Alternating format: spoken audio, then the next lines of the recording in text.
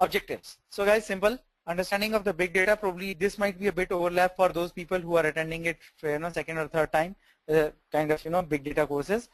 Now learning about the basics of Spark. So as I told, this today it is only going to be at 10,000 feet level, not at a very detailed thing. We will come back to this at module number 5. Okay.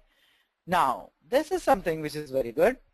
Analyze why Spark is needed. So guys, what I'm going to do is, if the time permits, I'm going to kind of show you something wherein I'll run a simple Hadoop job. Simple word count, you remember, right? That word count used to be the hello world. Same word count in Hadoop. And the very same word count I will run in Spark. And then you will see the difference, right?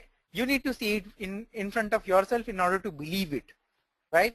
So it should not just be that case. I'll try to see that if I can run it directly on my machine for you. Okay. Then understanding a bit of basics of Scala, features of Scala, setup of Scala on Ubuntu and Windows OS. So it is, I think we are going to share the installation manuals for this. And then there will be, okay, I have set up IDs for Scala. This is something which is one of the very interesting questions, because Scala is again a relatively a much newer language as compared to Java. So as you can see that the language is new, its IDs also will take some more time than Java to be mature. Though people use IntelliJ IDEA, people use Eclipse also. I typically use Eclipse wherever it is required. Whereas in my company, I typically say, hey, guys, come on. The kind of code which you are going to write in Scala is very, very small. It is not going to be very big code, right? So there is no point of using IDE. Go ahead and explore the Scala docs and then write your program, okay? But for personal use, I kind of cheat sheet for this. I typically use IDE as Scala IDE. I'll give you the links for that. And then today, as I said, that it would be like just testing the waters kind of thing. I'll just show you different ways of interacting with Scala, Scala shell or SBT or through IDE. There are various ways through which you can integrate with Scala. So in fact, Scala IDE has got a wonderful feature of getting your Scala environment itself. I mean to say Scala shell itself within the IDE. So you don't even, once you switch to the IDE, you probably don't even have to go to the terminal in order to interact with it. Some of those nice things. Okay, so guys, simple. Somebody asks you that, how's your job going? Now, especially those people who are working in big data world since last 5 months or 1.5 years or something. Awesome. I'm working on big data right now. Okay, that's great. So kind of an animated discussion. Wow, what's that?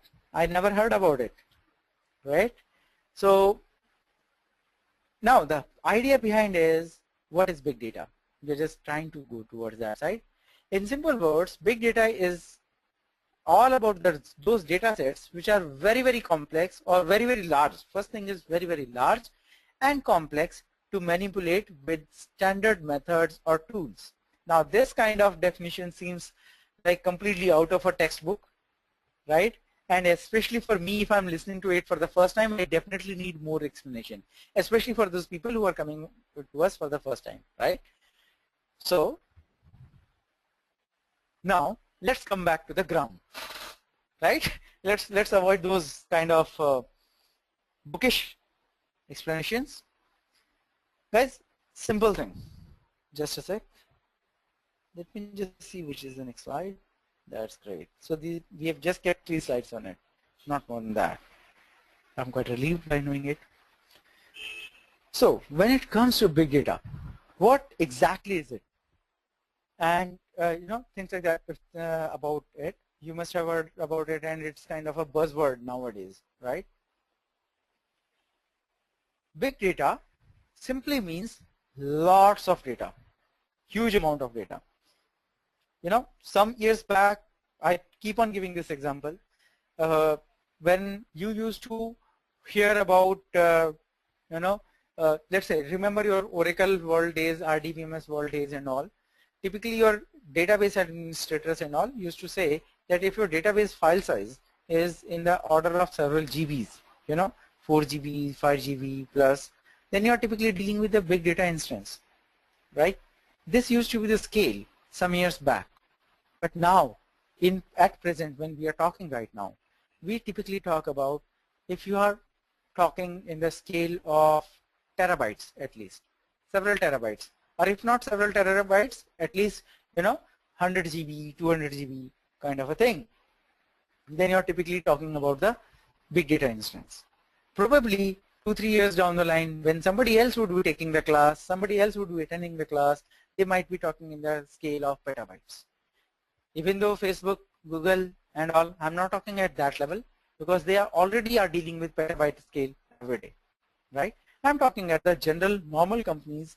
They're typically, the moment you talk about 100 GB plus kind of file processing, you have to go for the big data kind of a solutions for this, right? Now, the first thing, big data term. I don't know if there are some people who are already from my earlier classes, they might be knowing the answer of it, but do you know the origination of big data term itself? From where did it originate?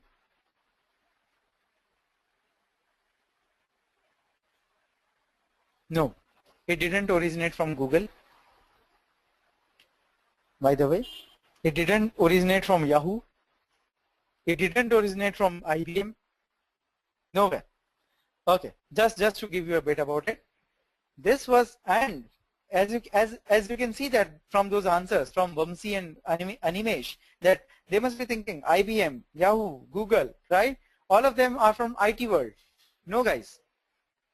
This term was first introduced in early 2000s from the world of genomics, from the world of this astronomy and all, wherein they used to get quite a lot of huge amount of data. They used to, of course, it's all about capturing of huge amount of data, right? Genomics, talk about genomics, talk about astronomy, right? Huge amount of data, and which they were not really able to process that in simple conventional systems, or even the extended mainframes altogether, right? They were not talking about, so they were not really able to process them. That's when the term of big data was coined. That was the first time when the term of big data itself came. It was completely from a different field altogether, right? Right, Vamsi, you are very good. You are very correct on this. Google papers on big data processing, parallel computing and all, but the term itself got coined much before that, right? Guys, I hope it might have helped a bit for you guys, right? Now, New York Stock Exchange is just one of those examples which is shown here, and you must have seen it earlier as well. I'm not talking about this example now. It is all about what this example says is that it receives around 4 to 5 terabytes of data every day, and it has to perform a complex analytics. Basically, typically it's all about the predictions and all, whatever it is supposed to do, and for basically capacity planning and monitoring and all, and it has to happen before next day's trade, right? So this is kind of a standard example which many places you must have seen, okay, which you must have seen, and of course we are talking about the volume of the data. But guys, are you aware of a project called LSST? Large synoptic, some array of telescopes. Anybody is aware of this project? The reason why I'm talking about these things is I want to bring out some of those aspects, especially for those new people in big data world. Anybody? If no, you can just type no. Sure, Amitabh, you are saying okay, not a problem, not a problem. Amitabh, I think I missed a point which you said. If Shark is going to be get removed, can you please remove Shark and teach Spark SQL in depth? Sure, Amitabh. See, I have to tell you Shark, because it is definitely going to be wherever people are going to use it in terms of the Hadoop performance improvement, high performance improvement, at least for coming some months, or probably, I don't know, up to the end of this year, people are definitely going to use Shark, right? Nevertheless, Spark SQL, you will see quite a lot of resemblances. I have kept a section for it also, wherein up to now, whatever are the capabilities of Spark SQL, I will be covering them. Okay?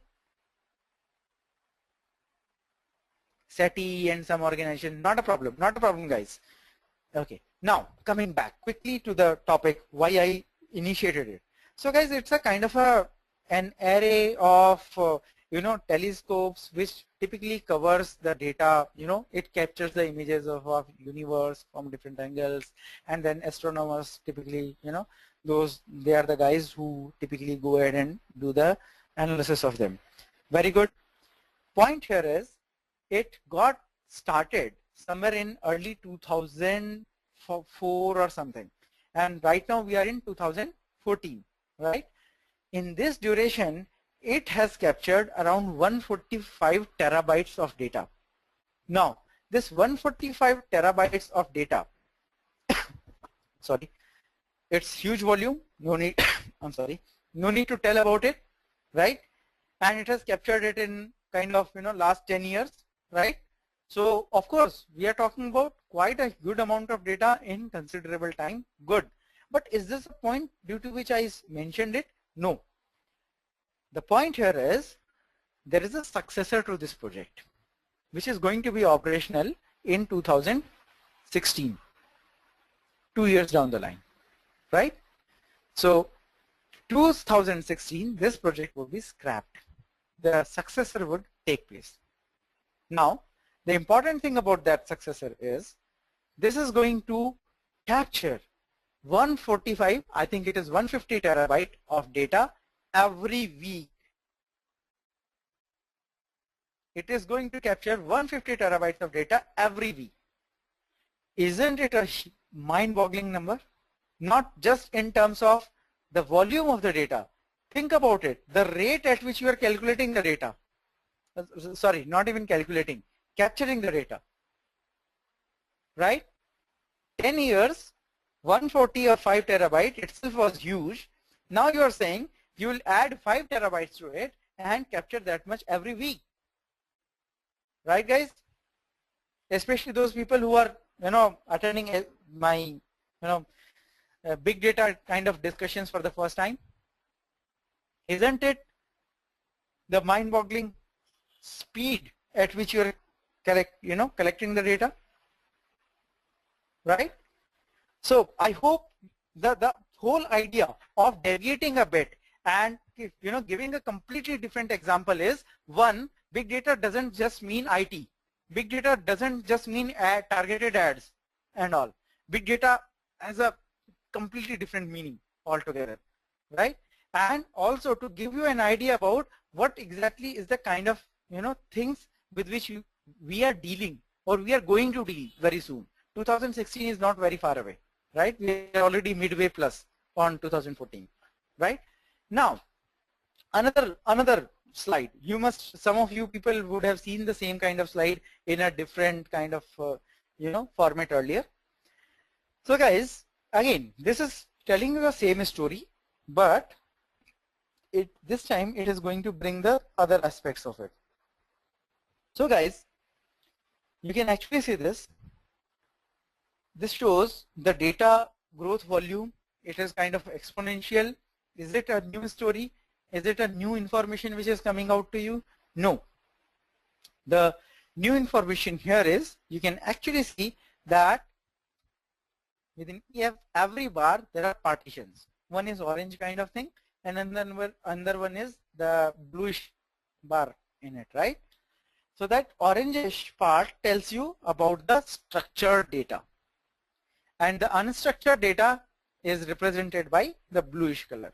So you can actually see that even though there is a growth in the overall data, right, which is kind of being available, or which is all about, which represents about the capability of us about capturing the data and all, but it is driven, that entire growth is driven by the unstructured data, right?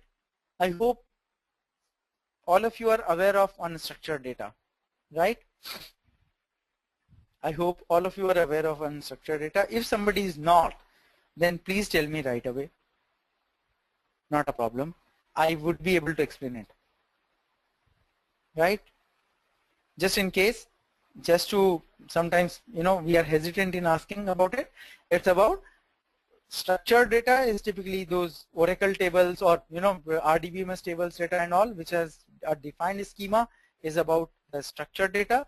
But when you come about, when you talk about the kind of data which is not having any kind of, this defined schema in it, typically to talk about kind of XML data structures, talk about some JSON, though they are semi-structured, talk about, video files, free text, right? Whatever you write, this typically falls in the area of unstructured data, right? So the third, this brings the third aspect, guys. Two aspects we have already seen. Volume. The other aspect was the rate at which the data is growing, or the rate at which we are collecting the data. The third is the variety of the data. It's all about, you're not capturing a monotonous kind of a data. You're not really capturing, okay, guys, change the schema, done with it. Change the schema, done with it. No. You're typically talking here about the third aspect of it, which is the variety of data. And just to summarize all of that, guys, I'm actually not reading from the slides. I'm explaining the slides. So I hope you won't mind if I don't really read this by 20,000, 2020 IDC, this thing. I hope you won't mind it, right? Just in case if somebody wants, I can read them as well. Not a problem. Okay. Now, so just to summarize everything here, it's all about, volume, velocity, variety. We'll talk about that fourth V later. We'll talk about it later. But yes, IBM's original definition says these three things. Up to some last point, they had actually involved these three V's of data: the volume part of the data, the velocity part of the data, and the variety part of the data. I hope I don't need to explain anything more on this side, right? Volume, we are talking about terabytes of the data. Velocity, we are saying, guys, good, you are capturing the data, but the rate at which you are capturing the data tells you the velocity of it, which is quite high. And then variety, I just gave you the example about it, right? New York Stock Exchange data, if you are very lucky, you might be getting simply some export of a table.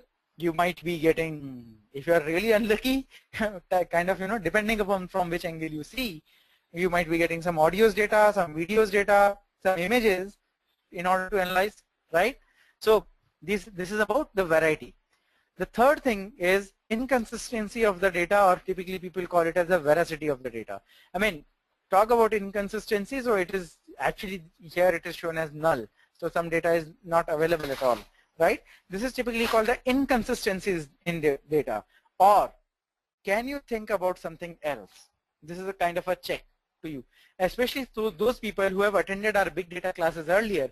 Can you give me one more example of veracity in data apart from just this kind of nulls? Just one example. Anybody from this angle? Because I know 3 V's, everybody reads it. We have introduced this fourth one, and I just want to see. Anybody from your experiences, like you are working in Hadoop and all since quite a long time, you must have seen some of those veracity related problems. Unclean data, okay, I don't really call it as veracity problem, probably it goes into the variety part of it. Streaming data, streaming is just another example wherein this is another channel from which you are getting the data. Missing data, very clever Animesh. It is a different way of looking at the slide. IoT, Arun says IoT, Internet of Things. Okay, so guys, I think no. I think probably I was not able to communicate my kind of aspect very well. See, veracity is inconsistency in data or probably some of the patterns. Yes, quality of the data is exactly, we are actually talking about it, but sometimes our quality of the data might be very, very good. Sometimes the quality of our data might be also very, very good, but we might have some of the problems, like your data is skewed. Your data is, let's say your data is inconsistent as well as skewed, right? When I talk about skewed, it's all about, especially those people who are from statistics or that kind of a background can understand that you have 1,000, let's say you have 1,000 observations, right? You have 1,000 records. Out of 1,000 records, 950 records are of the same key, right? This typically goes towards the kind of, it typically contributes towards the veracity of the data, right? Guys, Amitabh, Animesh, Harsh, Stephen, I hope now you are able to get my point, right? So it has not really anything to do with just inconsistency. It is not really just the inconsistency. It is another kind of inconsistency in your data wherein you are actually seeing that yes, everything is fine, but your very same, that innocent program will start behaving very differently if it sees this kind of patterns, right? So there is another part which comes. I'll share these experiences probably one-on-one whenever somebody wants. We typically go for something called data profiling. Anyway, I realize that I'm running a bit slow as well, so I think I need to speed it up as well. Yeah. Okay. Now, how to handle this huge amount of data? By the way, just to kind of do a bit logical check, guys. I hope, especially those people who are even attending our classes for the second or third time, I hope you found at least something or the other new in this part. Right? I just try to keep it, from the other angles also. I've just brought those angles here in this discussion. Is this okay, guys? Speed-wise and other things are quite okay about the new people as well, right? Great. Now, so with this, now we typically talk about it. So where was this big data? Did it just come? Like one fine day, we had those telescopes, and then they were bombarding us with the data. Did this happen this way? Did it happen this way? Or probably Google was formed. It started getting a lot of ad-related data or search-related data and all those things, and then we had a kind of a big bang. No, we never had this. Big data was always there with us. It was always there. Talk about it. Okay, I'll take the very same example of telescopes. Were the images of universe not available? Universe was always there. Only we became enabled in late 2000s so that we started capturing those images. Right, guys? There is another typical example I give about the airliners. There is an airline, jet airline, for every 30 minutes, its sensors, right? Those sensors, they generate 1 terabyte of data. Think about it. 30 minutes, 1 terabyte of data. Huge. We are actually talking about a huge amount of data in very short span of time. So was this data not being generated earlier? Flights are there from very start, and sensors are also there from almost several 20-30 years, right? So this data was already there, but we were not able to capture the data at all, right? We're not able to capture the data, right? So growth of mobile phone, cell phone, tweet, internet applications and all, I'm talking, these are the results of your IT revolution. I'm not talking about the IT revolution at all. I'm talking about, your real life itself, right? So this data was always there around us. We were not able to even capture it and process it. Once we have become enabled to, even do this, this has opened a new arena of different applications. Then all of these talks about mobile, cell phone, their generated data. Earlier, Stephen, just to share with you, there is a lot of data which is generated from mobile towers, right? It is not just the signals which are sent. It is not just the voltage levels which are sent. It is not even your voice data, which is sent. So typically, some time back, we used to call this as noise data, noise. Now you won't believe the same very noise data is so useful in doing the travel analytics, travel predictions. Now you can, I'm just sharing it with you all, right? The same data, the same BTS, the same thing. We were earlier calling it as noise and not even capturing it. Now it proves to be a gold mine to do the travel analytics, right?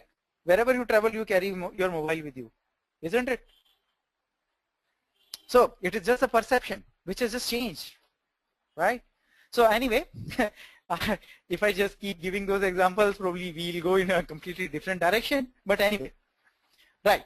Now, coming to that point here. So guys, it was about big data, right? Now, what are the different ways through which you can handle it, right? So now we have multiple things.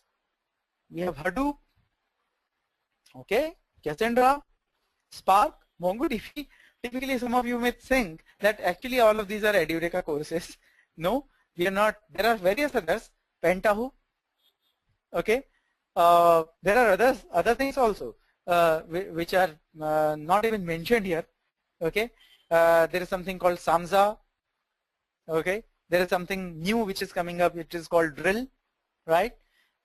Anyway, they are not mentioned because they are not yet mature. Anyway, Samza is anyway mature, but it is kind of its open source implementation is still it is still supposed to come up. Storm is another example, which is not even mentioned here, right? So now these are various options. Now this typically poses a problem of choice for us. I'm not going in that direction, but yes, just to tell that kind of if you are very much sure that the kind of batch analytics, which if let's say my use cases of the batch analytics, typically you will go towards the Hadoop analytics, kind of Hadoop framework itself. Cassandra, I typically say Cassandra is nothing but a special case of Hadoop framework. It resembles quite a lot with HBase. If you know HBase, you know Cassandra. You know Cassandra, you know HBase, kind of, right? There are some architectural differences, but from the developer's perspective, there is hardly any difference. MongoDB, Spark, Storm. So there are different ways of analyzing the data depending upon what is your requirement. So Storm, kind of, let's say Niranjan or Venkat who have attended those sessions, you must be knowing that, right? You talk about your streaming data and the way, your basically probes are running on it. You typically talk about that kind of real-time analytics using Storm, right? Or probably if you are having some batches wherein overnight batches have to be performed and there is some sort of data crunching which you have to do, right? But you want it kind of in a very fast manner, Hadoop is your answer, right? So depending upon the way you want to tackle your data, the way your processing requirements are, there are various solutions of it, which are taking care of it. So among all, which one does fast data analytics? I know exactly which framework is that. It is Spark, which is in some applications is 100 times faster than other frameworks, guys. Okay, even though it is a material, I think it should say here 100 times faster than Hadoop.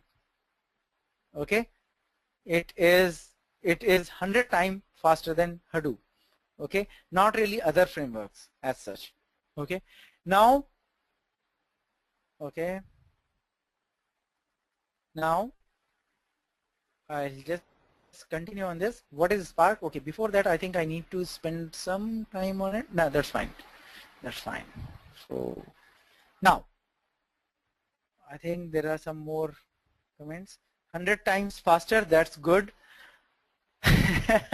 Right. And it is quite fast that way. You will see an example. I'll show you today itself. Okay. Probably I think some slides down the line itself I will be able to show you some of those things. Okay. Are there any benchmarks where to use Hadoop versus where to use Spark very good question.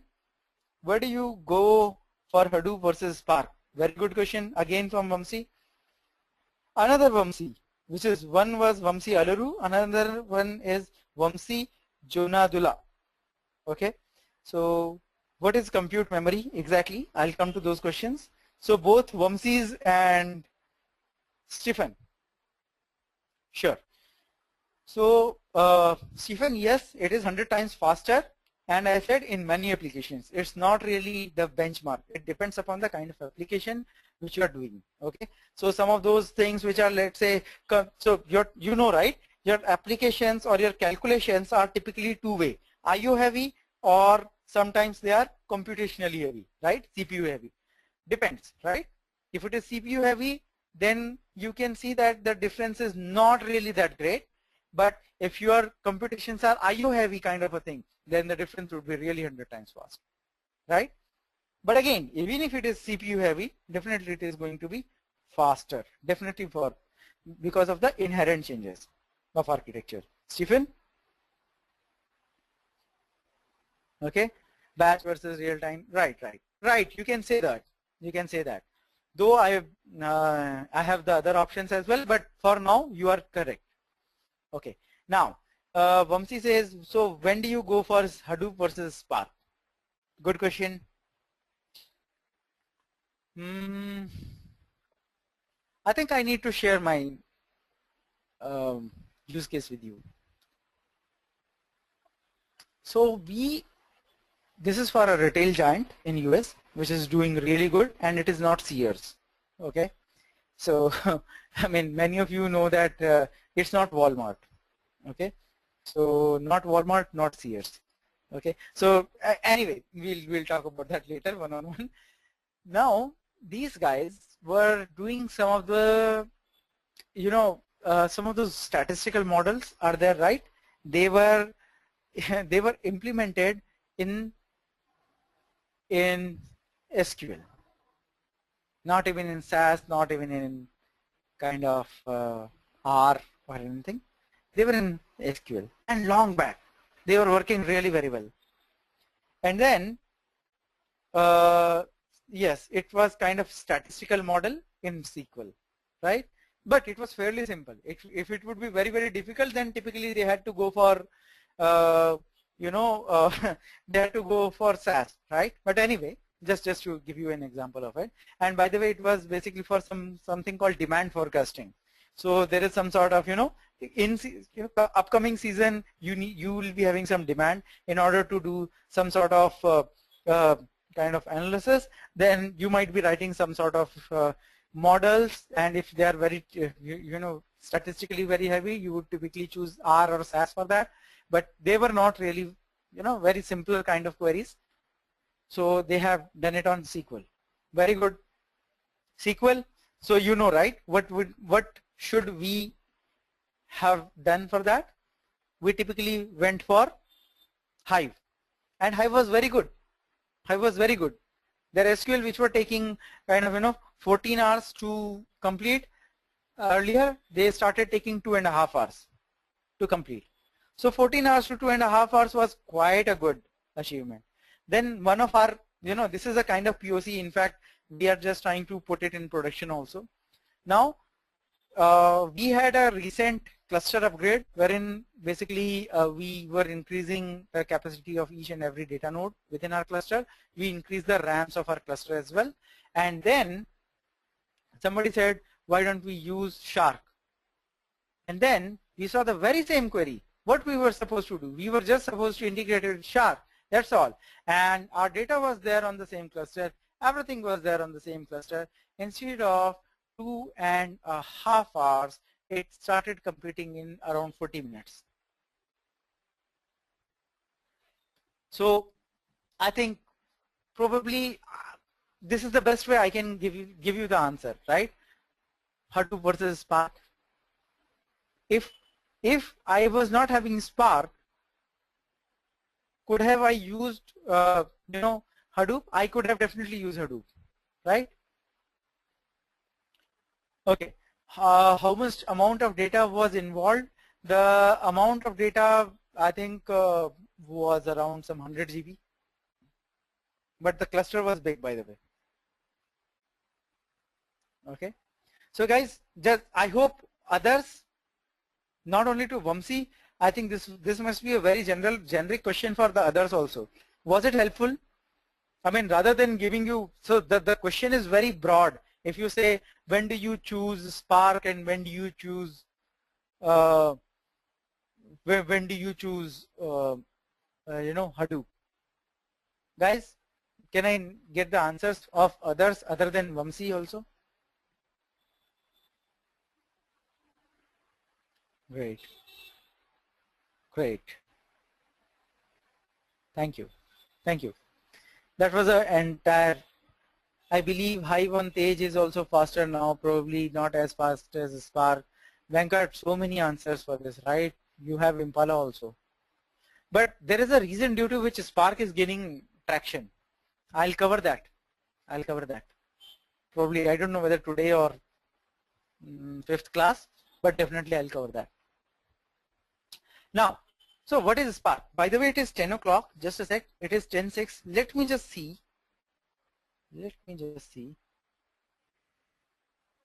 Okay. So after slide number 13, we'll take a break of 5 minutes. Let me just complete in this part here.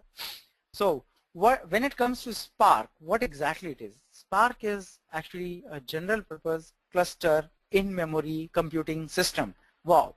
Again, seems to be a complicated kind of a statement. Okay, let me dissect it a bit for you people. Okay, so simple thing. It is a distributed computing system. Okay, cluster computing system. So forget about in-memory right now. Think about it as it's a cluster computing system, right? So if you see it that way, it is no different from Hadoop, right? Or for that matter, no different from Cassandra, no different from even Storm. All of them are cluster computing systems only, right? So it is a cluster computing system, distributed computing system. It typically runs on a cluster of commodity hardwares. When we talk about, well, when it comes to Spark, they are not really that much commodity in commodity level, I would say, because the requirement typically for the Spark systems is their RAM should be a bit on higher side. So typically, let's say for a data node, if you have assigned a 4 GB RAM, right, then we typically recommend that can you upgrade it up to 6 GB. You will see a good difference. Okay, 6 GB, 8 GB, something, right? The higher the better, kind of a thing. But anyway, that again depends upon various factors, right? Requirements versus the pocket size of the organization and all that stuff. Anyway, let's not get into those directions. From the technical perspective, that was the idea. Now, in memory, this is something which is interesting. Now, the calculations typically talk about Hadoop. What happens there? What is the basic funda of Hadoop, guys? I mean, there are so many people who are working. So what is the USP of Hadoop? It is a distributed computing system, very good. What makes it much faster? I mean, definitely it is faster than the conventional systems, right? What is the basic principle which makes Hadoop very fast? Parallel, oh, guys, definitely it is parallel processing. Definitely, yes. There is something specific. Haven't you heard of something called data locality? Runs on nodes, completely okay. Data locality, right? Amitabh, others, right? Amitabh, just took your name. Don't think that, I'm just asking you only, right? Heard about it? Data locality? Okay, Stephen has not, but others, right? So here, what happens? You typically have your data which is loaded on all of the nodes in the cluster, right? Distributed to the cluster, and then you send your computation to the data, right? You don't send your data to the computation, right? So you typically send your program files to all of those nodes wherever the data is, and they are executed locally, right? And your, okay, so Amitabh remembers now. That's great. Just by the way, please, nobody should mind when I just typically, ask you. It is just a way of, this is just my way to connect with you people. I hope you won't mind, right? I randomly take somebody's name and then I ask. Okay, so now this is data locality, and this is the basic, this is the big backbone of your entire computation system, which makes it much faster. You are doing it in a distributed way, very good, but that's not the power. The power is you are doing it in a local way, right? That is what it, parallelly and locally, both of them when combined together, they make Hadoop much faster. I hope it has acted as a refresher also for all of you, right? Now, that is the data locality thing. But here, that place also, the point would be you typically give your Hadoop path, right? So your data is typically read from the disk and then operated or whatever, processed, and then you store your data back to the disk. Here, all of this thing happens in memory. Okay, so your data would first be loaded into the memory. Okay, now you must be thinking, are you kidding? 1 terabyte of data, are you loading it in memory? The answer is yes. The answer is yes, but it is loaded in a distributed fashion. There is something called RDD. We'll talk about that, distributed memory, right? It's one of the exciting features, and the best thing is you don't have to worry about it. You just mention an RDD and then remaining things Spark will take care. In fact, I also don't know much of the implementation of RDD. I have not gone up to the depth of it, wherein I have seen the source code of RDD. But yes, I've used it and it's quite fantastic. Okay, so now coming back to the point here. So the point here is, guys, when you talk about Spark, right, the data is loaded in a distributed fashion in memory. Now, sometimes it is not really advisable to load all of the data, right? So you might choose some of the checkpoints that initially after loading the file, after doing some calculations, when you have done some sort of reduction, you want to save some sort of reduced data into the memory. So that first thing within memory, whenever the computation happens, it is faster. And then once you have computed it, you can keep the computed results in the memory so that next time whenever the same kind of results are accessed, you don't perform the calculation, you have the results already in memory, send it back. Caching. Simple caching formula, right? So this is what makes it, in fact, so here also, Spark is also fast, but the idea behind, this speed is completely different from that of Hadoop. It is not really data locality. It is basically the in-memory processing. And yes, you are correct. You are correct, Vamsi. By memory, I mean RAM. Okay. So of course, it is used for the fast analytics, right?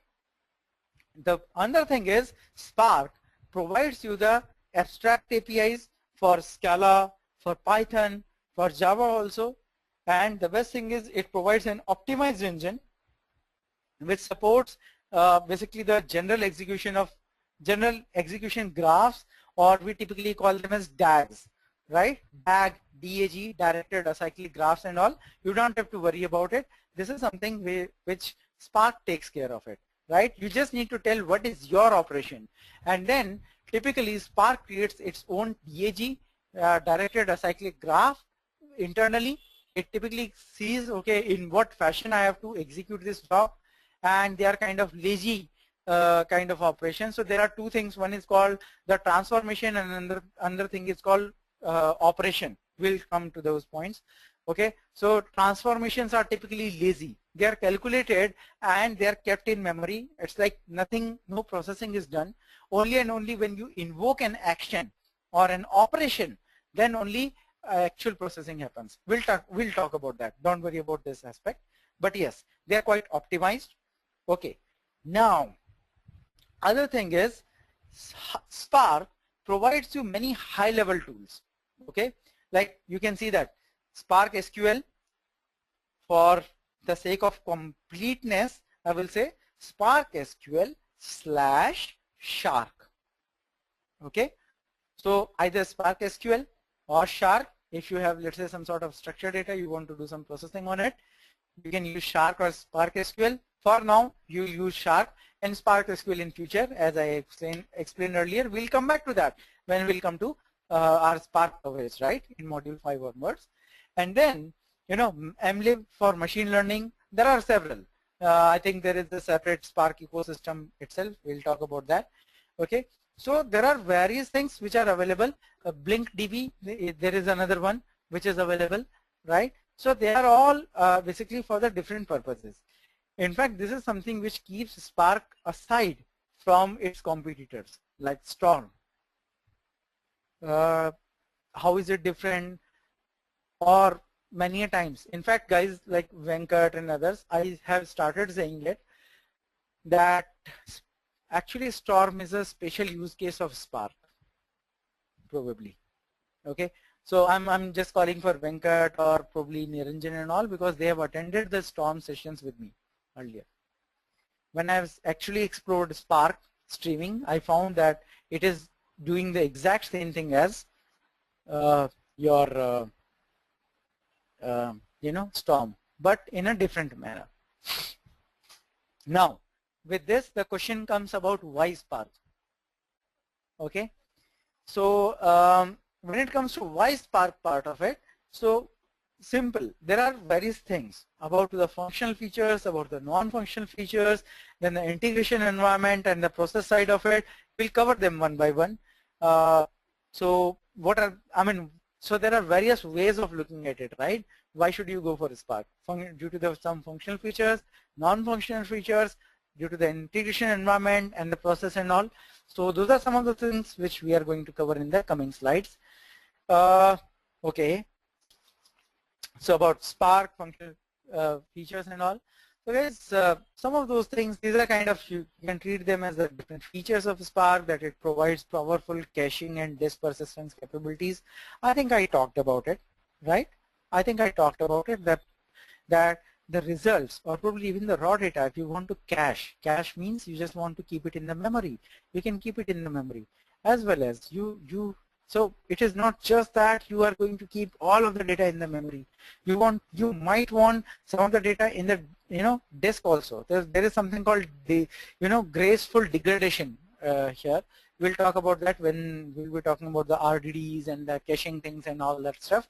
But yes, you can either keep all of your data into the memory, you can, or you can also, on the contrary side, you can even choose to keep all of your data into the disk also. In that case, probably Spark would be no better than Hadoop. Okay, but yes, it gives you various options. It is quite possible, and these options are there embedded within the API itself. So you can tell what exactly is the caching mechanism which you are looking at. Okay, then of course it results into the faster batch because of the, I mean, obvious thing, right? Your processings are happening in the memory, they are faster. So still, see this, your processing is still batch, but it is much faster batch, right? Those people like Venkat, Niranjan, others, right? Rajesh probably. You must have seen Storm. We never used the word batch, right? We never used the word batch. That was a true real-time processing system, right? That's another difference. Anyway, it's like I'm covering it from multiple angles. Okay. So another thing, it's real-time stream processing, but the processing which happens for the stream, okay? Now, when I talk about Spark streaming, actually, I'm talking about the streams which it gets. That is something which is a real-time processing. In fact, when I'll be covering the Spark streaming for you people, I will be showing you the use cases. And at that time, when I will be running it, you will actually be seeing that I can kind of, you know, probe a specific directory or something. I can say, hey, this is my directory. Whatever comes new, okay, so probably I'll just run a simple word count at that point of time, and what would happen is, as and when the new data would come, it will immediately be computed. You will get immediate statistics. So probably I think there were some specific queries. I don't know if those people are here in this class or not. Somebody was asking about the sliding word count, right? Amitav, was it you, or probably, I don't know, somebody else, right? So, but I hope, even if you're not, probably all of you can easily assume that what exactly am I coming to, right? It is actually the sliding word count itself, right? So As in when there is new data which comes, immediately it is calculated, right? And if you just do this word count on the continuously pouring in new data, this is called a sliding word count or sliding whatever algorithm you want to apply, right guys? So Spark streaming is something which will find its use case there. I think I'm going to cover that when I'll come to the Spark streaming part. Okay. Then typically it leads towards the faster decision making and all that stuff. Then other thing is, since your data is there in memory, you can definitely go for iterative algorithms, right? That's the base limitation with Hadoop. Hadoop being a distributed processing system, and that too on the disk side, and no sharing of the data, definitely it leads towards the non-iterative algorithms. That's the base limitation, right? So how do you support, by the way, that's again, so I can see that there are so many guys who have done Hadoop course, right? How do you support iterations, iterative or recursive algorithms? How do you support recursive algorithms in Hadoop? And I would appreciate only one line answer, or probably just two words. Okay, Animesh, Santosh. What about others? Guys, quickly. Yes, it's a question. Okay, so question is, how do you support recursions in Hadoop? Has somebody applied graph search in Hadoop? Right, it is not easy. That's good. I understand that. But definitely there are use cases, right? Graph search, has anybody applied that in Hadoop? By the way, not to give you much about my credentials and all, I have applied it, and that graph search typically goes towards the iterative algorithms, right? You have to find out the parent, child, and then further children. You want to create a tree and then multiple trees, and let's say Dijkstra's algorithm and all. If you have to implement, then you typically would be using and assuming that your graph is so big, several millions of nodes in the graph, then how do you apply it? The answer is iterative MapReduce. Has anybody heard of it? But if you've not heard of it, probably you can just search for it, just as a case of, I'm not going to discuss it within the class, but it's kind of try something on your own, especially those people who are who are from Hadoop background. I think your meaning of iterative is different from mine. No, we both mean the same thing. Recursion and iteration, they are two different things.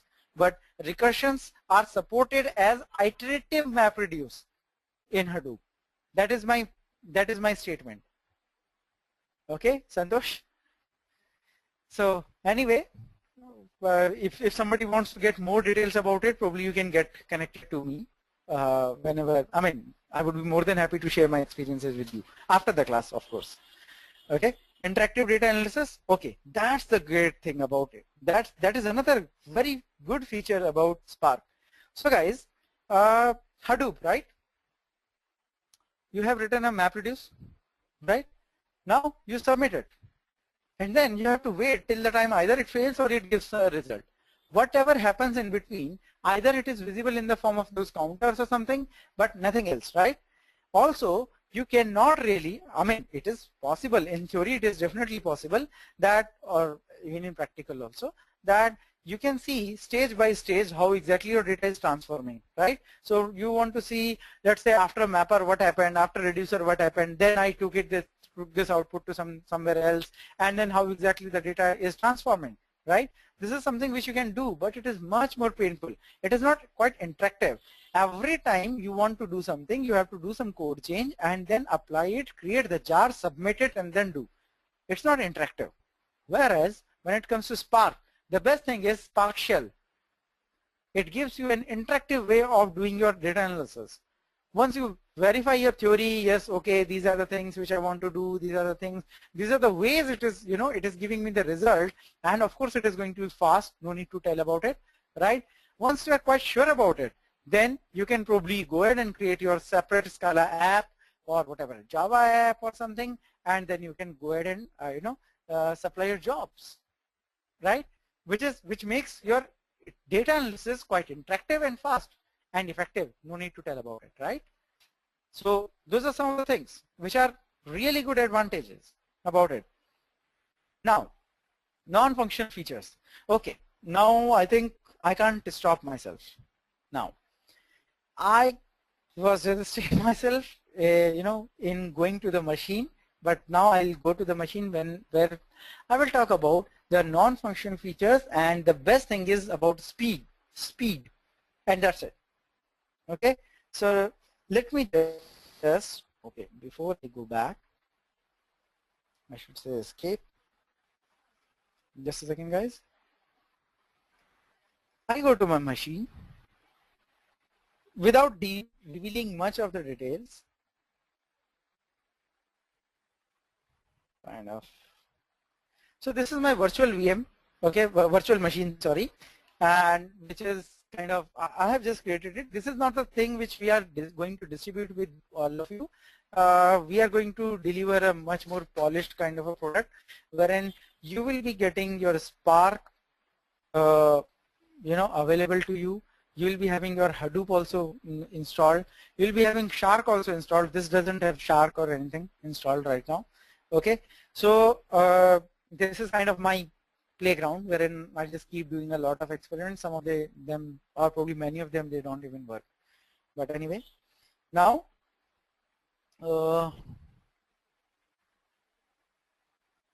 okay, so what am I trying to achieve? I'll just tell you in a short while. Okay, Hadoop fs-rmr/op.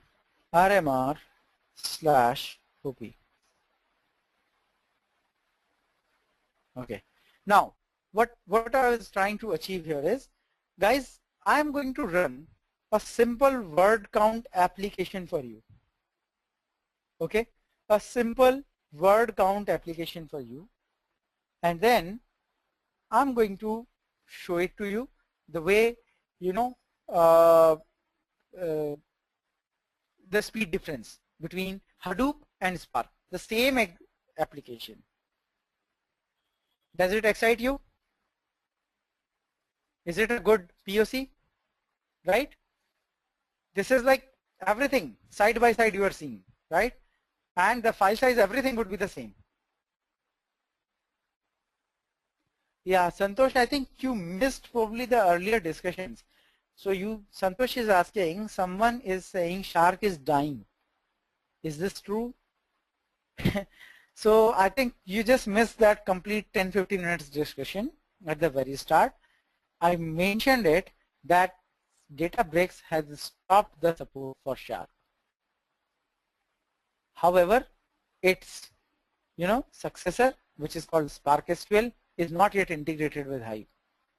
So till the time that is integrated, it will still be supported. I don't know up to the next release whenever it would be, right? After that, its GitHub repository will be deleted. Okay, happens.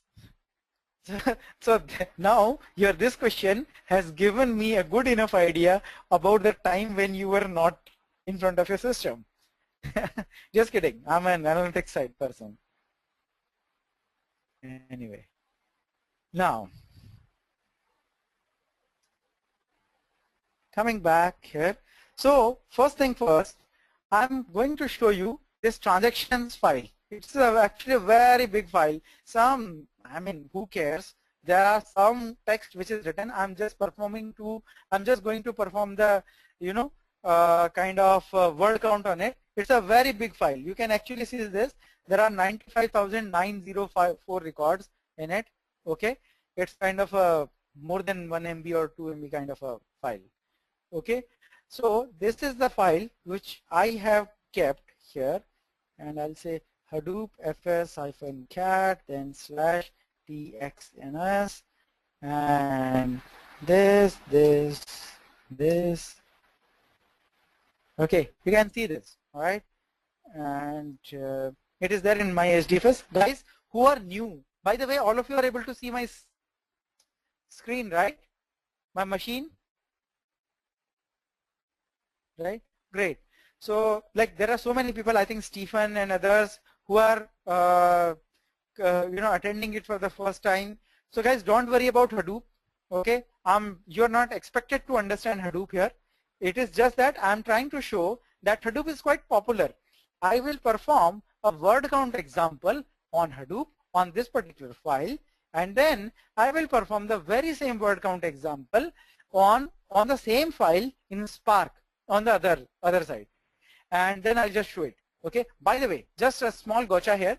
It is just that my this version which I have installed, I have not integrated Yarn with Spark. So kind of what I am trying to say is I'm going to, so this same transaction file in the Spark side, I would be accessing it from Linux. That would be the only difference. And that doesn't make any difference in this machine because anyway we are dealing with a single node. Okay. Niranjan, about this, about the size, could you please adjust with me just for today? I will take care of it from the next class onwards. About the font size, right? Just for this class. Okay. Now, so I gonna run this example. You can, all of you people who are from Hadoop world, they know, right? There are some inbuilt examples. So I'm also a very lazy person, and I've just said Hadoop ZAR, Hadoop examples, word count, and /TSNS where my input is, /OP where my output is going to be, right? Enter. It has invoked the MapReduce program.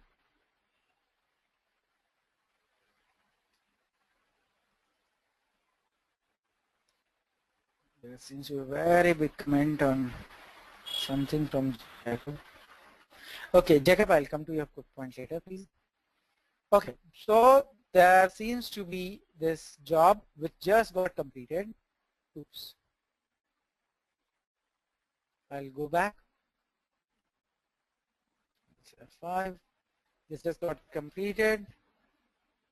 It took 15 seconds. I think before the class when I ran, it took 17 seconds also.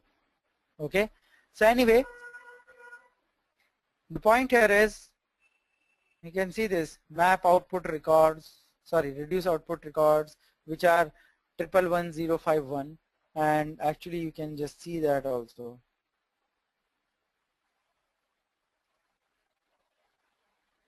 Hadoop fs-cat /op star, and then I'll just what happened?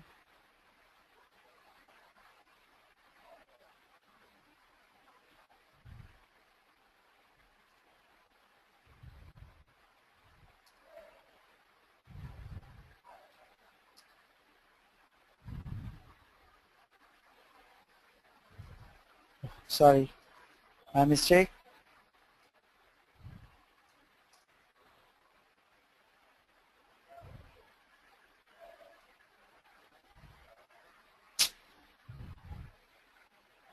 Anyway.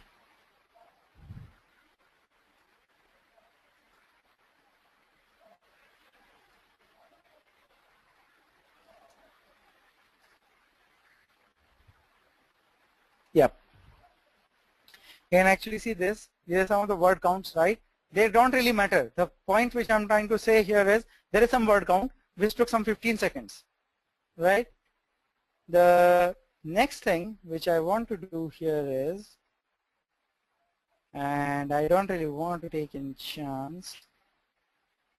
Okay, so this is my Spark 1.0.1 which I've installed, and right now please don't worry about how do you invoke Spark Shell and all. Forget about it. I'm just invoking Spark Shell somehow. How did I install? What are the questions regarding it? Forget about those things as of now. Okay. So here is it. It is available. Now what I'm trying to do is I'm going to load the same txns files here. Okay, just in case if you people are thinking where this file is, of course it is there in Spark 1.0.1.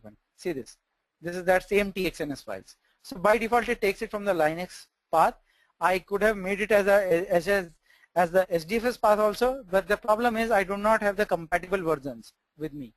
Okay, so I'm really sorry about it, but you know, kind of for a single machine it doesn't really make any difference.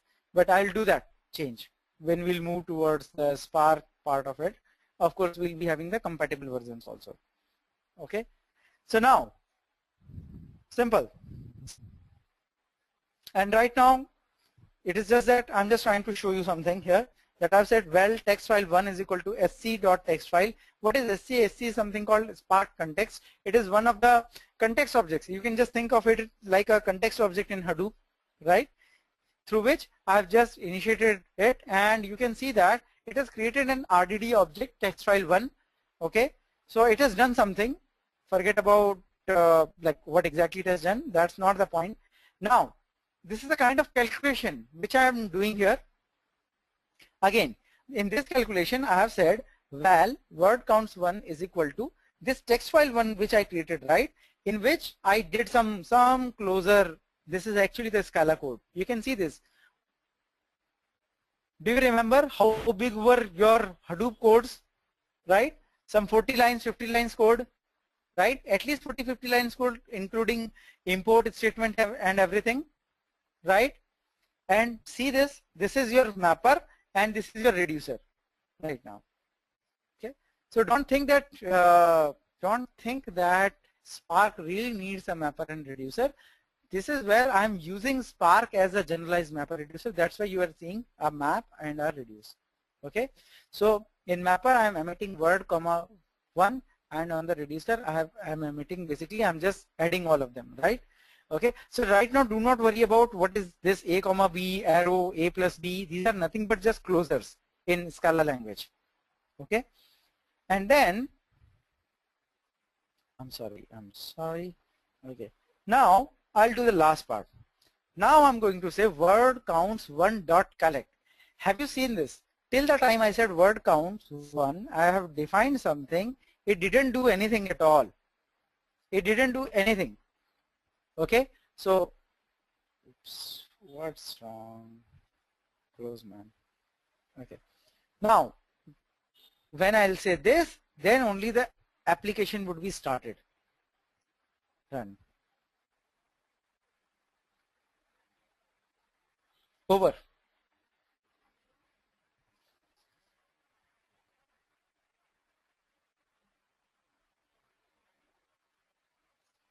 And you can see this.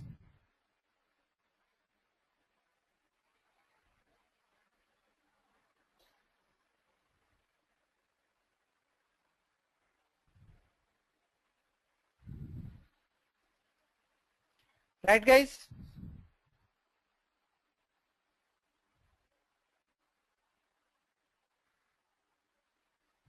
And see the time. So it is still showing you the, basically I have not saved it as a file. I could have saved it, but I just wanted to show you the idea was the same word count. Can you see the processing time here? Same file, right? 17 seconds versus 4.15 seconds, right? Less than 1/3, right? It is this Storm program, and here is your Hadoop program.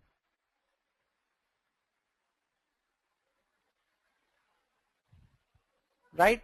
Animesh, Jacob, Stephen, Amitabh, you know, others as well, Harsh, Santosh, both Vamsis, right?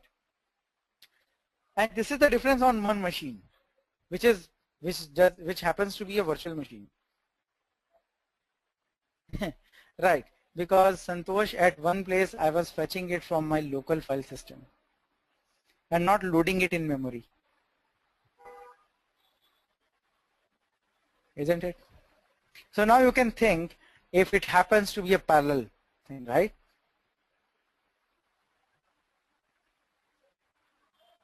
It's not a real comparison. Why? It is a real comparison. It will happen always this way. You will just specify your file. That's it. Santosh? I just provided the file name, and the way Storm did is it loaded the file into the memory. File is in local. File right now it is in local, but even if it would be in HDFS, it would not have made any difference because you are dealing with a single node, right? You are dealing with a single node machine. Or probably in the next example, I will do it in HDFS. It would be even slower because there are other objects which get created, right? DFS stream, object, and all that stuff for reading the data, right? Santosh, I hope you are getting the point, right? So with local or with HDFS, it is even going to be a bit slower. So the DAG algorithm, yes. So Santosh, it is kind of, I would say, not really superior. It is kind of, you know, right? Pig. In Pig also DAG is created, and it is quite lazy, right? Until unless you invoke an action, it doesn't get executed. The same is true with Spark. Right. It makes it slow, and the reason behind the slowness is you create unnecessary Java objects, not unnecessary basically, the necessary objects for the HDFS interaction. Right, Amitabh? Santosh, right? Could you help me with my previous question? Yes, definitely, Jacob. I'll just check your question. But guys, I hope this gave you some idea about it, right? Was this a good deviation? I found at least it a bit relaxing than just the slides. Great. Okay. So Jacob's question. Jacob says, if I have 800 GB of data which I will be performing comparisons, queries, or algorithms, then do we need to have option 100 instances of 8 GB memories? Okay, total 800 GB option, 14 instances of this. Jacob, this question you are probably trying to get a comparison of different, so I'm not reading your question fully right now. The reason being, I think it's the kind of a comparison question. Is my assumption correct? You are having 2-3 configurations and you want to see which one is good, right? If this is the case, then can I just request that just drop a mail to the support marking me in CC, and we'll just come back to you, because it needs a bit of analysis, and in between of class, let me just complete the coverage and probably I can come back to your question.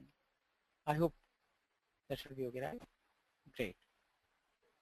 Thanks, Jacob, for helping. Now, so programming interface, I don't have much to say on this side. It's all about that, Spark is polyglot, by now, right? It supports Python, it supports Scala, it supports Java, for sure, right? What if the data was in HDFS and distributed in many nodes?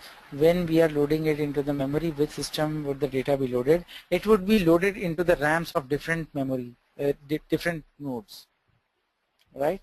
So Satya, that's a very good thing, wherein you will be seeing that part when I'll talk about the way Spark works, when I will be talking about its architecture and the way RDDs are calculated. Okay. Nice question from Santosh, wherein he says, so we can mix and match programming languages. See, Scala and Java, you don't have to do anything, because Scala can call Java code and vice versa easily, no issues. Typically with Python, I don't see that any reason of mixing any Scala code or Java code, right? Doesn't really make sense. JPython or something similar, yes. But why would you like to go? Why would you like to go for that? Because Python itself is such a nice language, right? So unless you have a very compelling reason, I would typically say, typically JPython. Now people talk about JRuby or something else, right? They are very good, but remember, everything comes with a cost, right? So definitely there would be some sort of performance overhead, Santosh. Right? Okay, now coming back quickly here. Another thing from the process side. So Spark is not really dependent on, Hadoop for its implementation. Hadoop is just one of the ways. Spark has got its own cluster manager. I think this was also one of the points which I was talking some time back, right? That typically Hadoop, people are using it. You can use Hadoop with Spark in two different ways, for the processing, for the storage. The more popular thing which is right now there is, it's typically going to use Hadoop for its storage purpose. For its own computation model purpose itself, the Spark is quite good, and it has got its own cluster manager, or probably Apache Mesos, which we are not going to cover, but because it's a different course, rather than course, it's a different subject in itself, right? So Mesos is another cluster manager, just like Yarn, right? And you can integrate Spark with Mesos also, no issues at all, okay? Or you can just deploy then Spark within Yarn also as a process. A bit about the timeline of Spark version timeline and all. See guys, 24 May 2011 was the first time when it has kind of seen the daylight kind of thing, and 5th August 2014, right? Whereas we are on 23rd August. So you can see that we are not, we're not talking about something which has happened 1 year back, right? Talk about Hadoop, everything is at least, by now at least is some 4 years, 5 years or 10 years back kind of a thing. We are not even talking in terms of months. Today is 23rd and it has happened on 5th of August, right? I think even between the time when we had the last webinar, right? So just not even 3 weeks, those changes have happened. Spark 1.0.x release has happened on 5th. I think 1.0.2 got released on 5th of August. And still Yarn integration, security, and a lot of other patches are being released, okay? So it is still, you can see that there might be some of the stability issues. So that's why when I'll be dealing with Spark and all, I'll actually be telling you those specific versions, because we have struggled a lot. We don't want you to struggle. And once you get started with a specific combination, then once you have the confidence, right, then you can explore by yourself.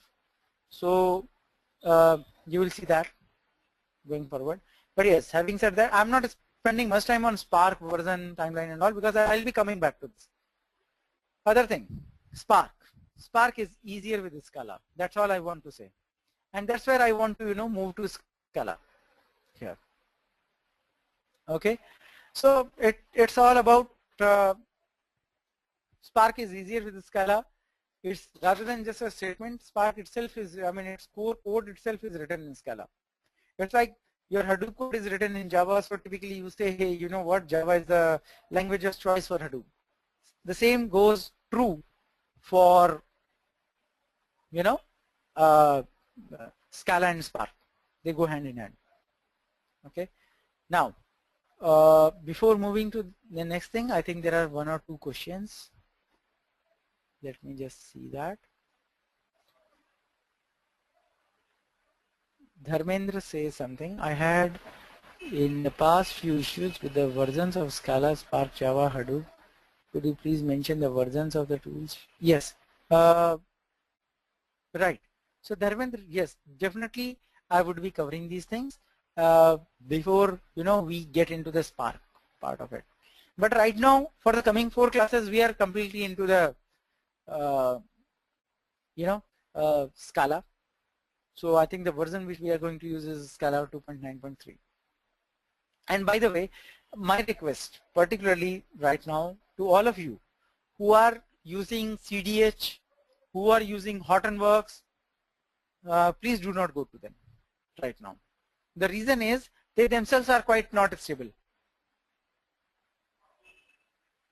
Okay, you can see actually HDP 2.1 release notes. Those people who are from Hortonworks. Those people who are from CDH5, you will find that CDH5 itself has got such a nasty issues that it is still in the process of stabilization. Like it has got some RAM issues and all. You try to run it even if you are having, I am having 16 GB RAM machine, but it runs pretty slow on it. And then forget about once you fire a Spark job. Dharmendra, just to give, I hope you must have seen these things already, right? But just to help others via you, right? Dharmendra, I hope you got the answer. Sure. Okay, now coming back, F5. Oops, sorry.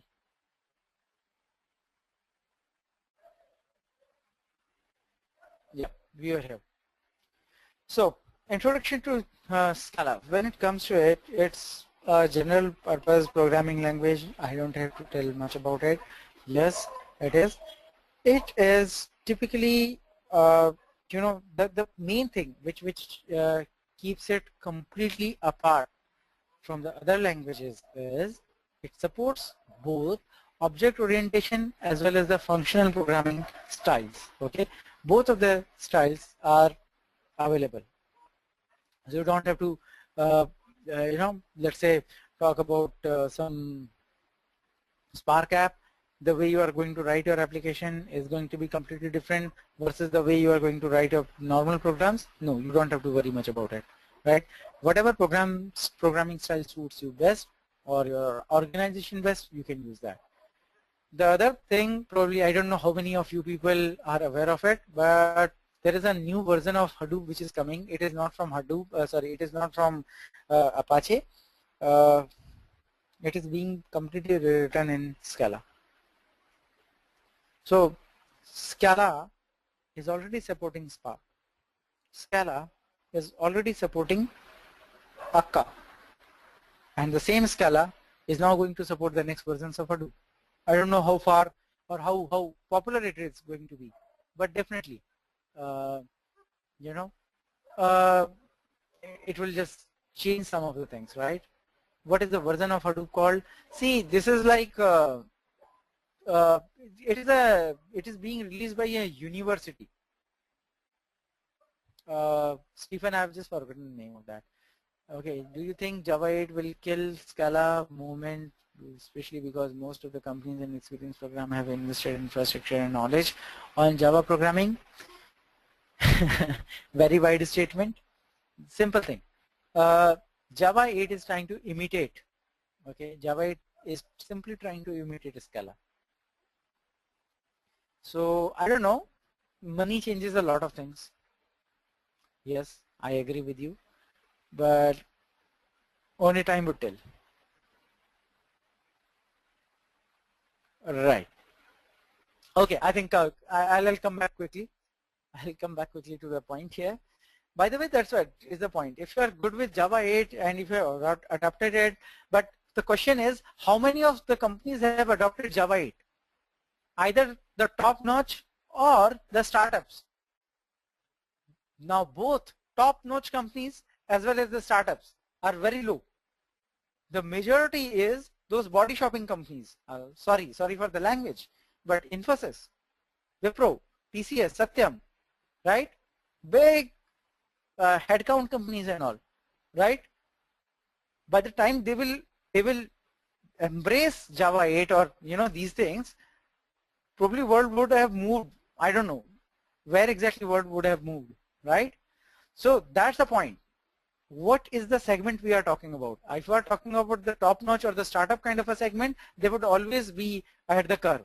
They would always be taking the latest technologies. But if you talk about those kind of mass companies and all, I don't know. It would take quite a long time. That's why I don't really have the answer for whether Java 8 would kill or something. Anyway, another deviation. Anyway, coming back quickly here.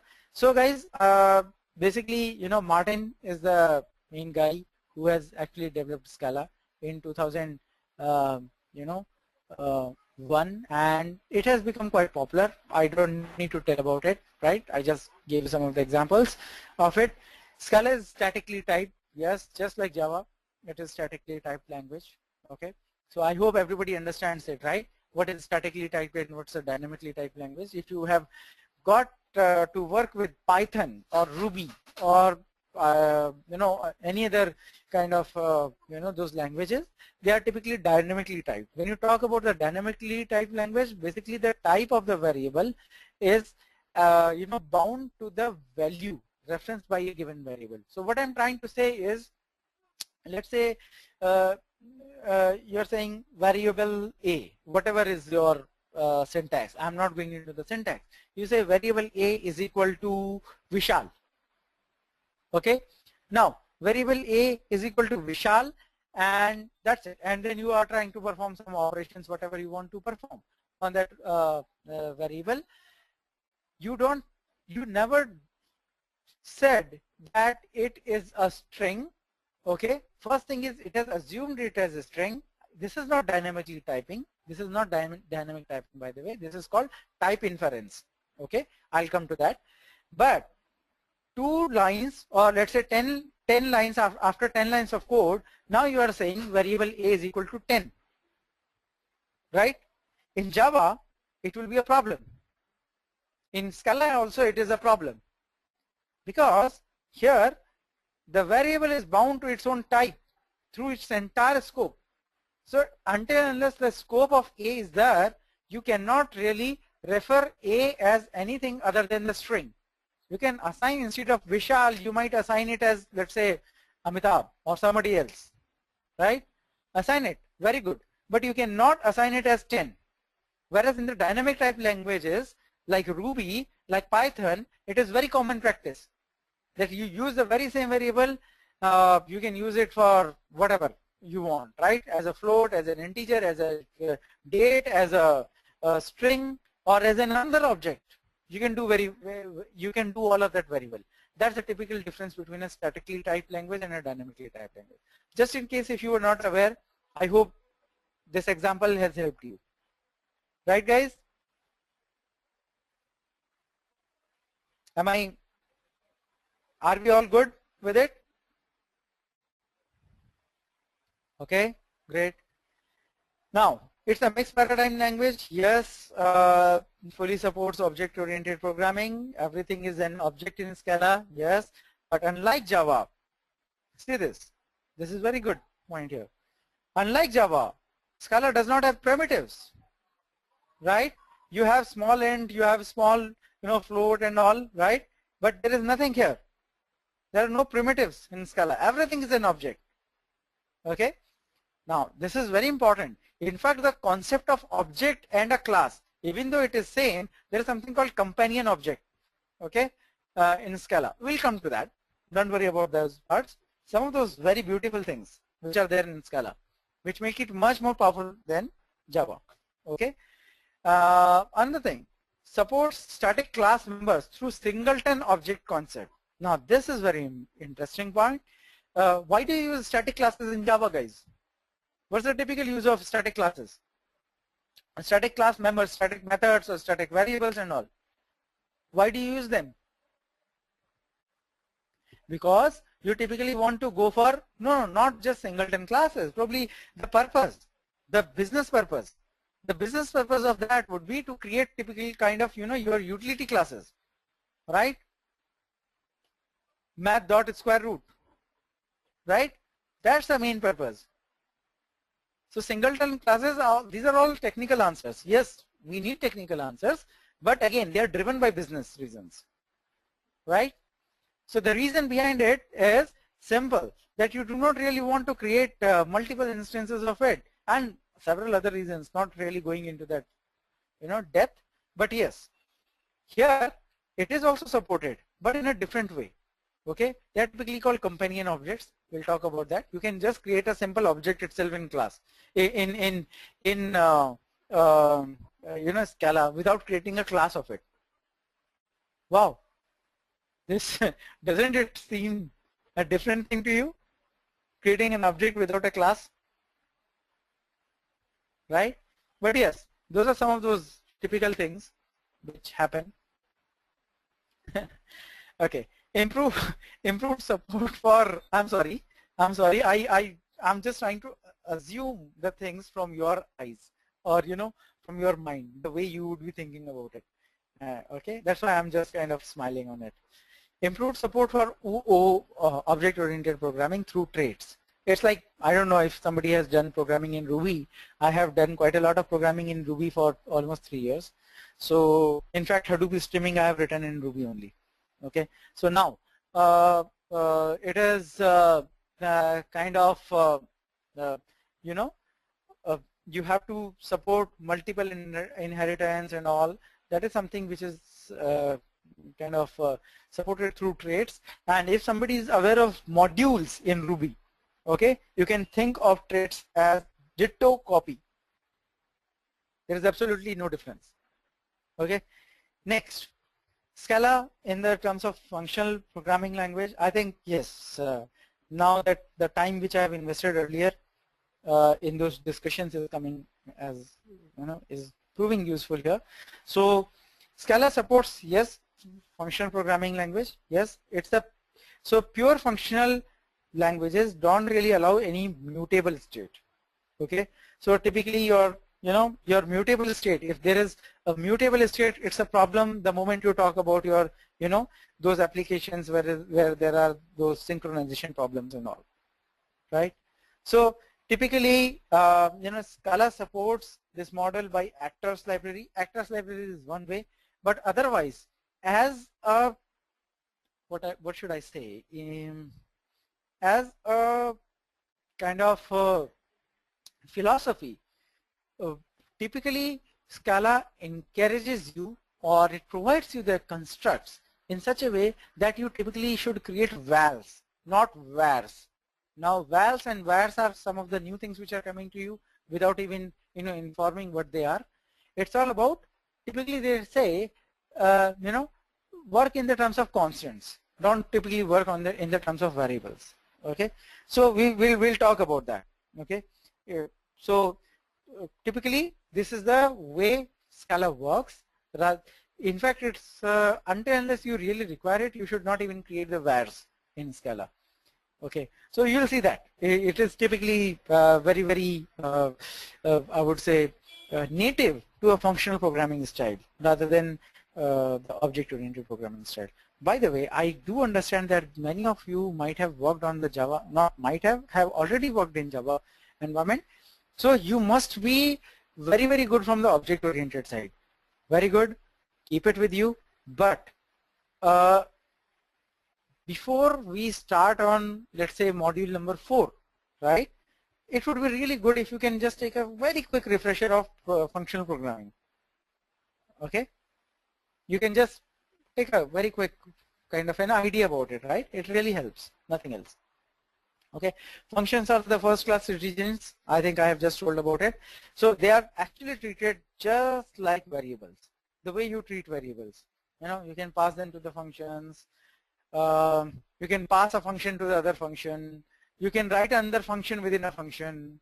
Okay, a lot of other things, right? So we'll come to that part in details whenever we'll be visiting about the functional programming aspects of it. And also Scala offers closures. Now this is something you must have heard about lambdas, right? Especially those people who are aware of Java 8, they have actually copied it. Okay, they have copied it from Scala, Ruby, Python, all that. Okay, lambdas and all. So they are kind of so if I have to say, I'll just summarize it in a way that functions and all, right? PL/SQL and all, or any other programming language, non-object oriented, because functions are not a word in object oriented world, right? In object oriented world, what is the equivalent of function? Or I mean, there is no word called function, right? It is called method, and methods are typically associated with a class, and then you instantiate an object, and then you keep on calling. You pass the parameters to these methods which are invoked on those object instances, right? Guys, making some sense, right? So there is nothing called a function. But here in this functional programming world, PL/SQL and all, you must have heard about functions, procedures, packages, right? They carry a very different meaning than the methods of object-oriented programming. And so the thing which keeps Scala completely different from the other functional programming languages is that typically functions are named. Function calculate radius, function something, right? So there are functions with some names and then their body. You can create anonymous functions in Scala. No name, just body. Another different thing, right? But if you are coming from Ruby background or Python background, it must not be new for you. So it is an anonymous function. It doesn't know. You just pass it to pass something to it. It will just work. It has no name, right? In a different convoluted way, we typically call them as closures also. You will see that in quite a lot of cases. Guys, seems good? Sounds interesting to you? Right? At least some of these things must be quite interesting because you must be coming from a typical that kind of a programming language world, you know, typically from that Java world and all. Must be something new for you. Right? Okay. Now, so just in case, I think I have told some of those things. The other things are there for you. See this. So Scala is something which you are not really learning for Spark, by the way, just to tell you. Akka I have told. Scalding, MapReduce, it's a framework which allows you to write your MapReduce jobs very, very fast. If you people are, if some of you have worked on Python, you must be aware there's a new framework which Python has introduced, right? Called PyDoop, P-Y-D-O-O-P, PyDoop, right? Something like that. It's cousin in Scala world, I would say, right? Just you can write your codes much faster. Play, web development, guys, right? Ruby on Rails is a framework, right, which is written in Ruby. Similarly, Play. So it supports Java as well as Scala. You can do your web development in Play, which is again one of the very popular kind of, or I would say newly popular kind of frameworks, right? So guys, the whole idea behind it is I'm not reading the text here. I'm just trying to give you the gist of it, that yes, it is really useful. Now, why Scala and all? So again, I think if none of those previous things have told or are good enough reasons, neither would this slide be, you know, doing the same justice. So previous slides have actually should have given you a good idea about why should you go for Scala. Not just for Spark, it's kind of, it opens up quite a lot of things to you, okay? Now, other thing which is important is Scala has REPL, R-E-P-L, okay? So what is that full form? Read, evaluate, loop. What does the P stands for? Guys, sorry. I'm really sorry. I've kind of forgotten. Anybody? Or I'll have to check back and then now I'm so used to calling it as REPL. Anybody? Guys, you must have used REPLs in other languages. Print. Right. Print. Sorry. REPL. Right? Read, evaluate, print, loop. REPL. Okay. So typically REPL is provided in, or what is a REPL, by the way? It's kind of a shell. It's kind of a, you know, like when you type peg, enter, it opens up a shell wherein you can do some interactive analysis, right? So typically with Ruby, typically with Python, typically with any of the SQL languages, those REPLs are provided. These are the environments wherein you can just type some of your programs, test it, and if they work fine, then it is a proof of the concept that yes, whatever you have typed, whatever you have done is good. Same is provided here as well. But this gives, typically REPLs come with the languages which are interpreted, right? They typically come with the languages which are interpreted. Guys, I hope you are understanding that point, right? And the difference between an interpreted language and a compiled language, I don't need to tell you about that, right? So now Scala gives you an illusion of an interpreted language. Okay, this is the difference. Scala gives you an illusion of an interpreted language. It is actually a compiled one, wherein each and everything, whatever you type, is actually compiled to the bytecode. Okay, and it runs within the JVM. Okay, so that's a big difference between kind of Scala and other programming languages, which are actually the interpreted languages. Whereas Scala is the compiled language. It's a compiled language, and the moment you write something in your Scala console, it actually gets compiled and then it is executed. But it happens so fast that you don't really realize it. Okay, so this is another kind of difference. And since it's a compiled language, of course it is kind of sorry. So in the performance stack also, it is much better than the it is much better placed than its distant cousins like Ruby, Python, and all. Okay. Static language. So type information is exploited by the optimizers to make the decisions. No need to tell about it. It's a preferred choice for very high performance systems. Of course it is. And the good thing is with the IDE, guys, so I have a kind of the PS kind of notes, right? So I would like to share my experiences with you. I don't know how many of you are using IDE for Scala. I can see there were some of the responses from Harsh and others.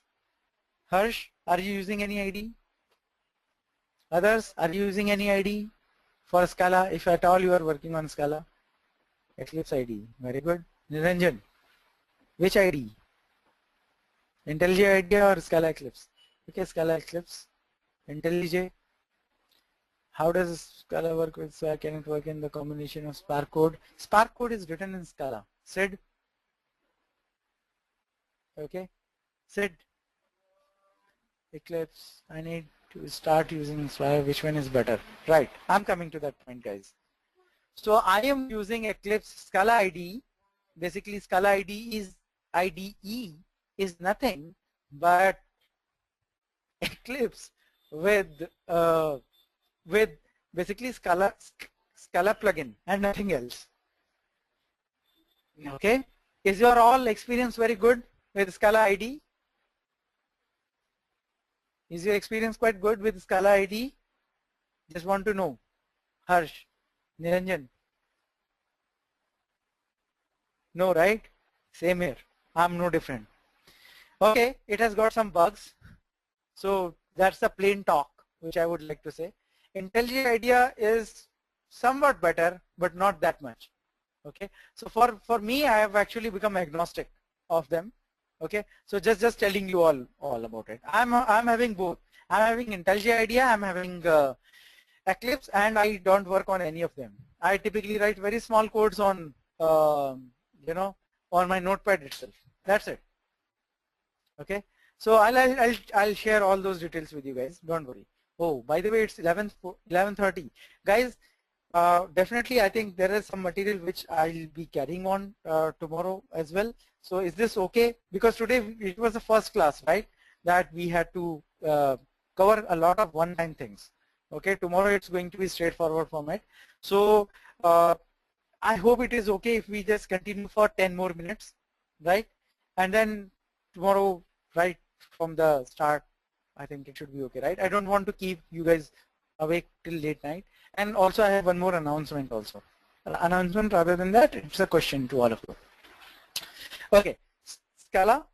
So with IDE, guys, there are Scala IDE is available. Then there is this thing available called IntelliJ IDEA, and I think there are others also.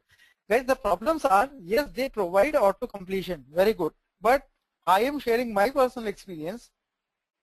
The moment you go for some sort of refactoring, right?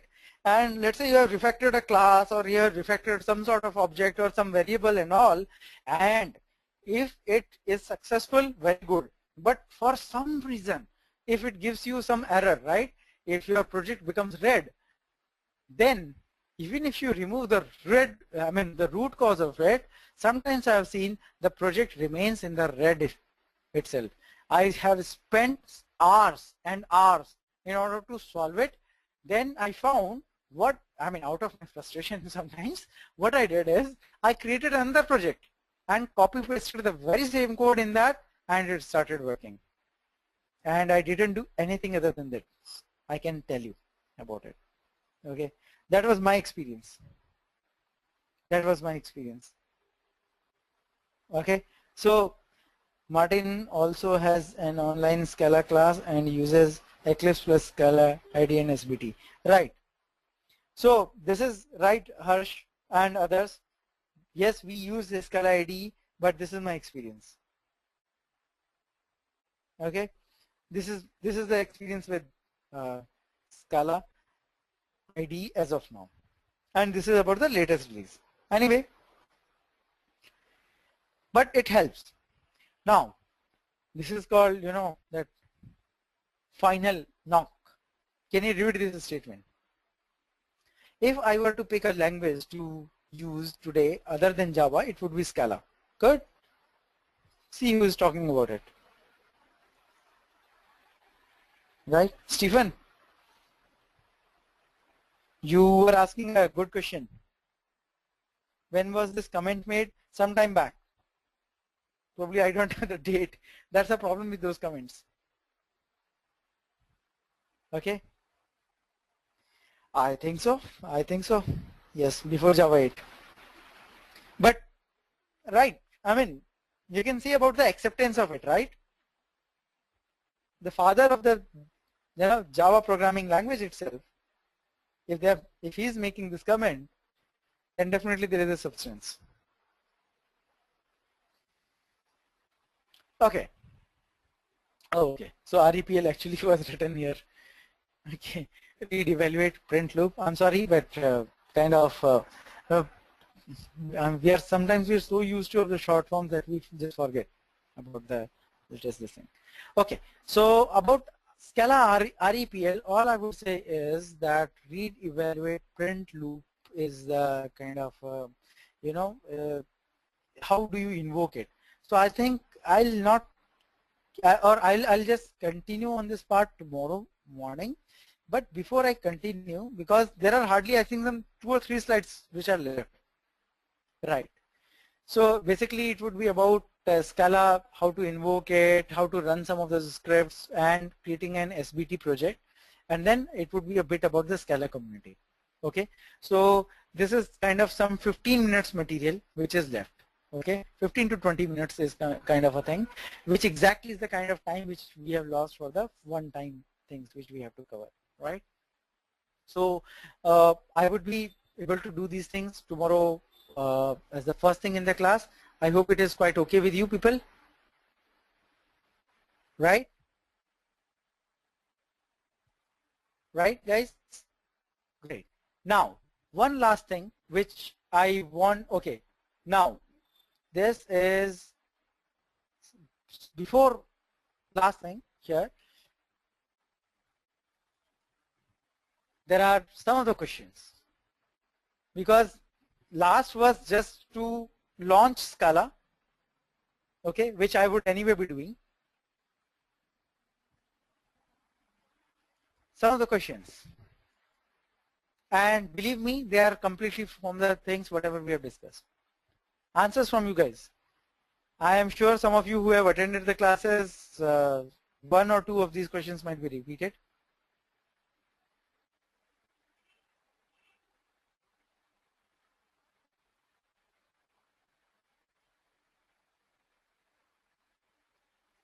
Mm-hmm.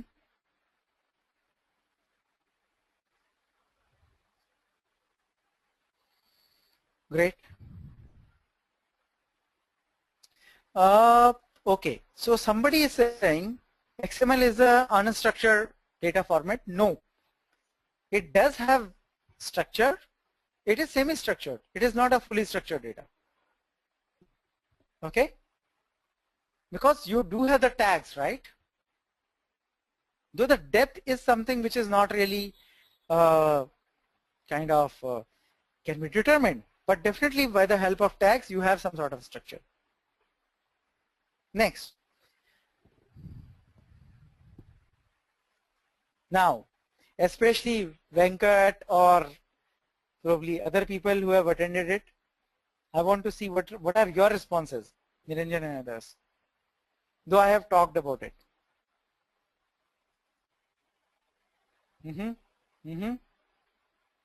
Great.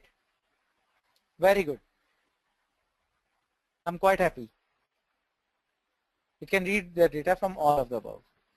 It's not just a stream.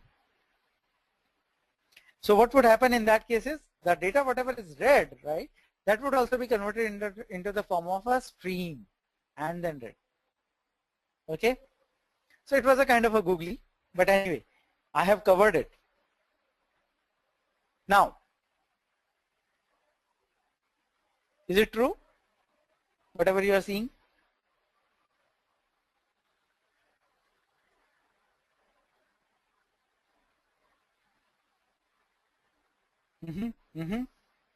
Okay, so guys who are saying it as false, no, it is true. We have talked about it, right? And I think there was a good discussion where people said, you know, there's no point of Spark without yarn, and we did discuss about it, right? That no, it is actually just opposite kind of a thing. Now, I want to see how many people were attentive for last few minutes. Your answer for this question would decide it. Very good, very good, very good.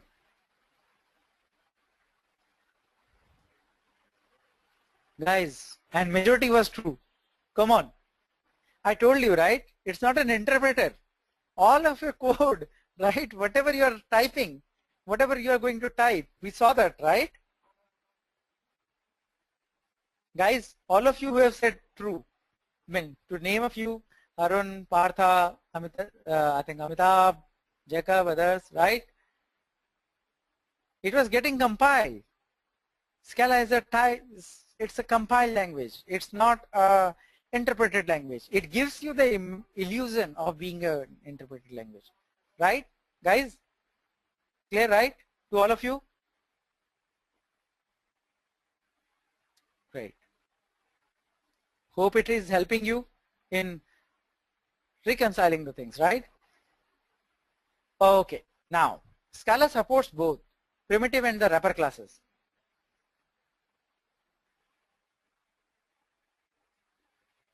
What do you say?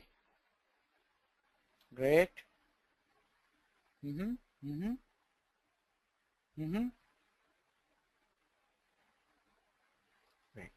I'm very, very happy that all of you, almost all of you have said false. Okay. But I think there were one or two truths.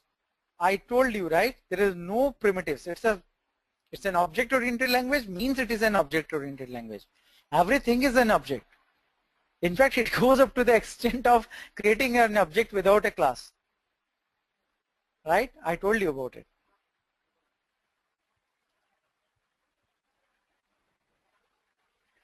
So guys, how was your experience? Now I'll come to those last two things which I have to tell. Did you like the questions? I tried to keep you know, some googlies in the questions. So I have personally designed these questions. It's not like, you know, typically it's a simple thing, right? You can take the questions from some textbooks, and yes, we'll be providing the VMs also, customized VMs also. By the end of tomorrow's session, you will get those details.